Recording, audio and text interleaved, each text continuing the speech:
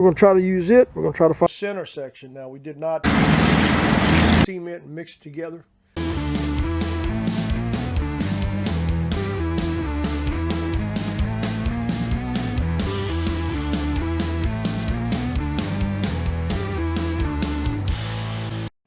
Hello guys, my name is Larry and welcome to my YouTube channel called the 956 Studio. Hey, today's video, we're going to run you through the process or show you what we're doing to actually put our foundation in for this homemade 25-foot rolling gate that we're putting on the driveway.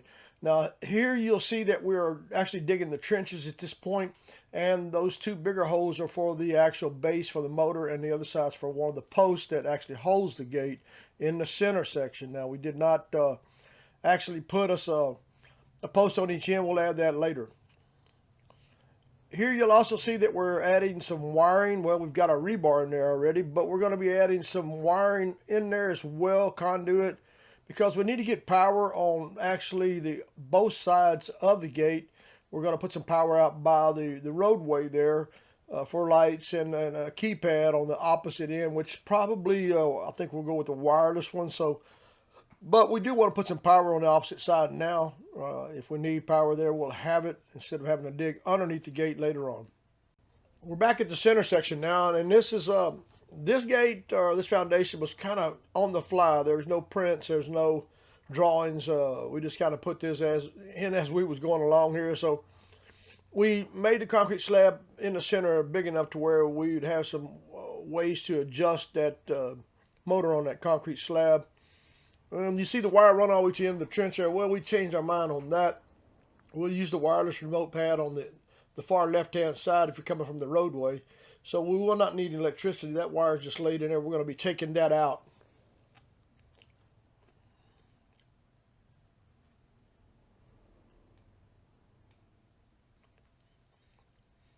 We had to do a video edit on this thing and do a voiceover because there's so much road noise here. So the video may not be perfect, but I think you'll get the message as to what we're trying to do here. Now the foundation is actually 12 inches, I think 12 inches deep and 10 inches wide. Now we went 12 by 12, I believe, overall. There you see we've got the gate. The gate is actually 25 foot 6 inches. And I went with heavier steel on the bottom, lighter gauge on the top, heavier in the center, and lighter on the ends.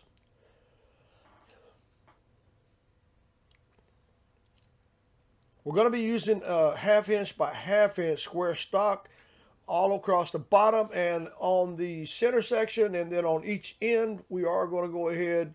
We got to change the plan. We're going to use cedar wood up there. And we're going to put a logo or a sign in the middle, and that's to come. So be sure to hit the like and subscribe, and you'll see what we're going to put in the middle of this gate at the end. There you'll also see, if you look at the top of that gate, you see just a little bit of a bow, a little sag in there. Now, I was concerned about the center bottom section of it. The sag is about 1/2 inch or less, and it may not be an issue, but we're going to put the gate and install it as it is. It doesn't really look bad if you're looking at it from front or the back side, just end to end overall on the length.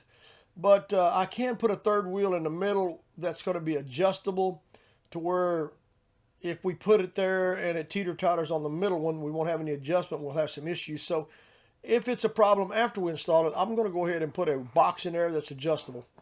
Hey, there you go. We've got that portable trailer there with the concrete in it. He used a little over, close to 2 yards or a little under. And at the end, you'll see that he did run short. We had to get a couple of bags of concrete and get some rock, mix it together to finish the job.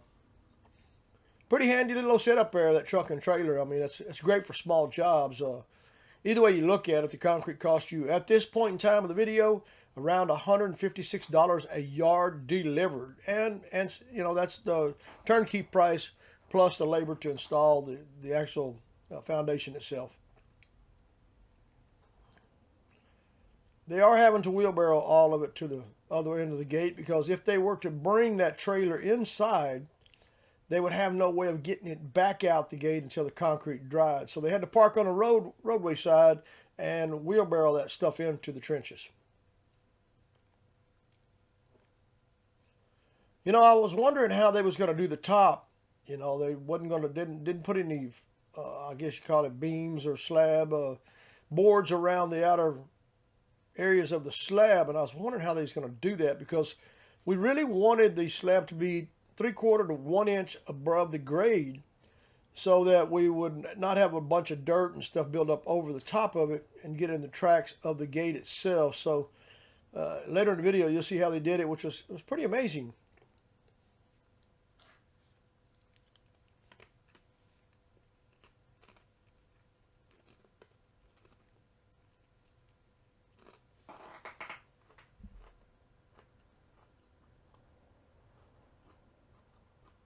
We're in South Texas, and if you live anywhere near this area, you'll note this ground is like concrete. That's really, really hard clay that they're digging in right there. And they dug that with a shovel and a pickaxe. Now, I did take my tractor, my little Kubota with some forks on it, and I went in there and I loosened some of that up for them by going lengthwise in the tracks to actually help them get that stuff out of there a little bit easier. Well, we made a little progress at this point, but it's slow progress. You know, it takes a little while to wheelbarrow all that concrete from that concrete mixer to that trough there with 2 people working. And we got a third guy that's going to come in the picture pretty soon. He's going to start smoothing all this stuff out. Well, I'm taking video, of course, so I'm not going to be much help at all.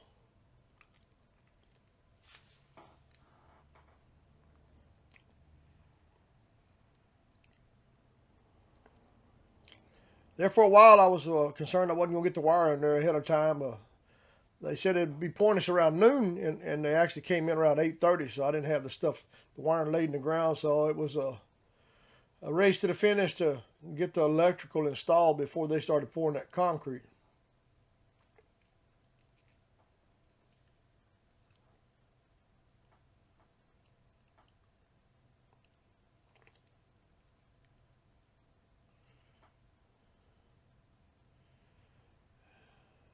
You know, you sometimes wonder, is it worth all the headaches? But when you get out there and you got a remote control to open the gate with, you'll say, yeah, I think I spent my money wisely.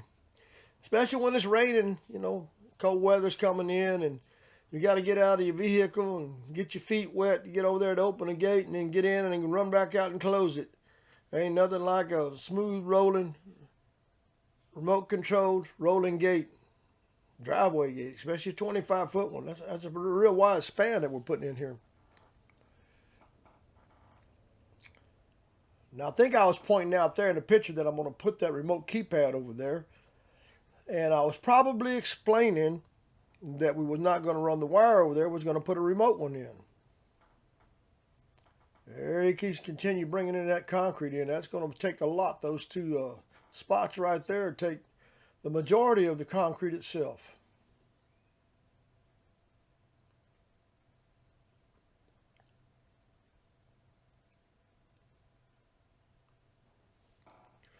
Now this is probably like the 5th or 6th gate that I've actually built. If you look at some of my previous videos, you're going to find that I built several cantilever gates. And these cantilever gates did not have tracks. They was free floating, so that meant that you did not have a track running across the driveway. They was actually floating on 4 really heavy, super heavy duty nylon plastic wheels. They was made out of a special material. I don't remember exactly what they were. You'd have to dig back and look at my other videos to see that. But of course the gate wasn't near this wire. The gate itself, I believe in the cantilever gates that I built, are around 18 foot with a 9-foot counterbalance. And you have to have that because you're only using 4 wheels for the cantilever or free floating gate to run across a driveway and not need any tracks or anything to hold it in place.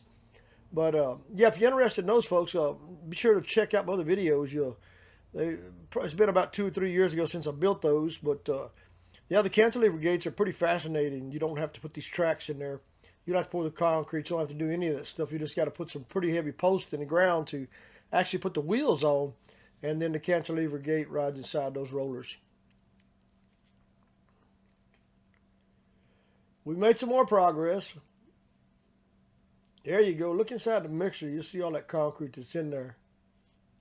I was very lucky I didn't get any splashed on my camera lens. Looked like that old mixer been around a while. Probably did 150, 250, 350, 400 jobs. And here we are. Now we're at my log yard. Now I'm going to lose a little bit of my log yard because the gate's going to open up where I used to stack my logs at there. So I had to move them on a different part of the property there, which will make it work. We have our own sawmill. We have our own homemade CNC wood router, and we got videos of those too. So check those out. There's my sawmill up in the top left-hand corner that I built.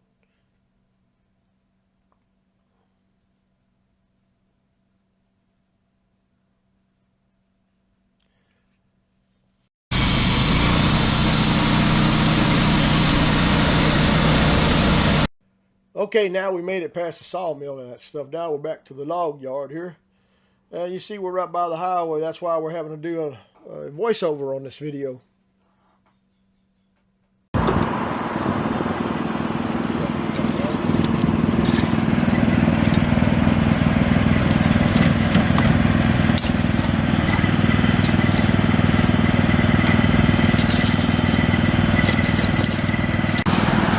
Well, it looks like I'm learning something new today. This is how they're going to form the edge on the top of the concrete to give it 3/4 to 1 inch above the actual slope of the ground.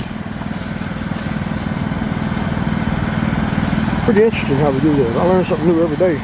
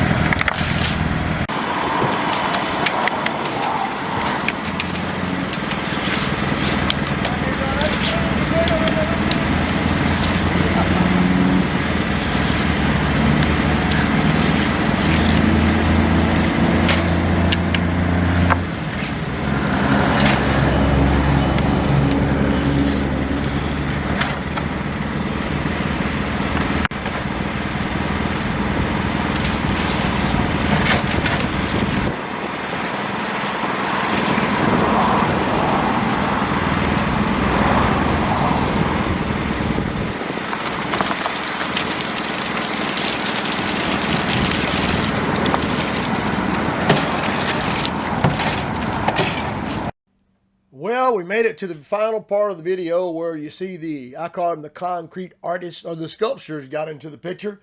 Excuse me. Had a little bug get in my throat there. But yeah, he's going to be the one doing the finishing on this little runway for our foundation for the gate here now. Now, I don't think he's going to be able to do the job that he really wanted to do because there was no running water out there. And usually they put a little water on top of it and work it around. But being that they want this pretty dry so it doesn't drip over the edges or they lose their square edge on the top, they probably going to make this stuff work it dry like you see in the video. And I'll be damned, that's exactly what he did. But yeah, I was wondering, like I said earlier, how he was going to finish that top out and square it up. And what you see in the video is what they did. They put the 2x6s along the edges there, and they leveled those, and they put rebar on the back side of them so they wouldn't move away. And once they pick those up, then we'll put dirt on the side of the foundation to make it look nicer.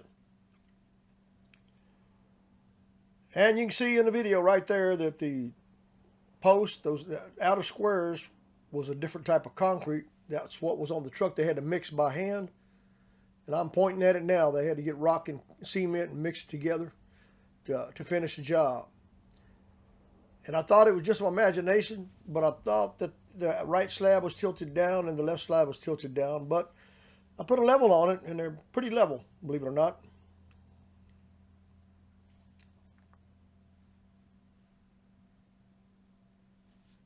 I believe I'm pointing to it in that part of the video. Now, it didn't take long for this stuff to dry, so they must have had some kind of additive in there. I think within 4 hours, it was set up pretty hard.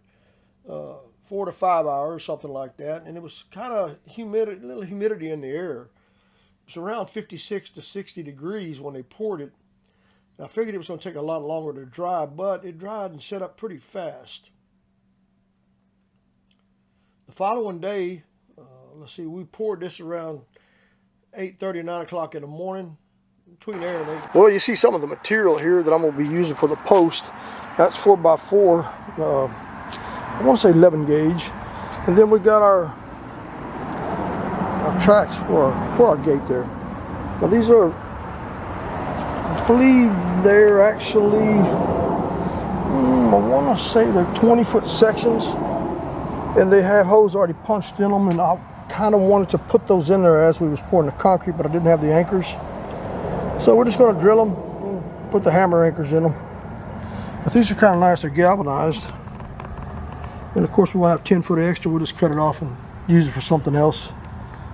But there are the 4x4 square tubing, some more 2x2 that were used for the gate itself, and then the 1/2 inch by 1/2 inch square stock that we're using on the gate itself. And now let me take you over there to that. That's the gate. Now that the rain stopped, I can continue to work on it. Didn't take long for that metal to start rusting up. It is 25 foot, I want to say 4 inches, something like that. And I'm in the shop now, and I'm actually cutting these pieces here already. It's going to take quite a few of them. So we're going to put these right down yonder, inside there. Then we're going to put some taller ones up here at the top, and we're going to space those out accordingly. We want to make sure the bottom is close enough where the dogs don't get in and out. We've got 5 precious rescue dogs, and we don't want nothing happening to them.